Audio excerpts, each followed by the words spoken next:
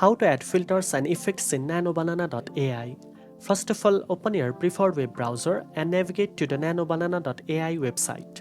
Make sure you are logged into your account to access all editing features.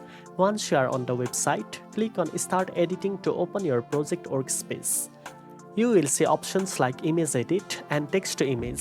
Select the Image Edit option to begin enhancing your images. After selecting an image or uploading one using the Add Image button, you can add filters or effects using the AI tools provided. Use the main prompt field to describe the type of filter or effect you want to apply. For example, you can ask the AI to add vintage, cinematic, artistic, or color enhancing effect. Once you have entered your prompt, click on the Generate Now button and wait for the AI to process your request. Your edited image with the applied filters and effects will appear in the output. Now you know how to add filters and effects in NanoBanana.ai. If you found this tutorial helpful, don't forget to like, share and subscribe for more tech tips.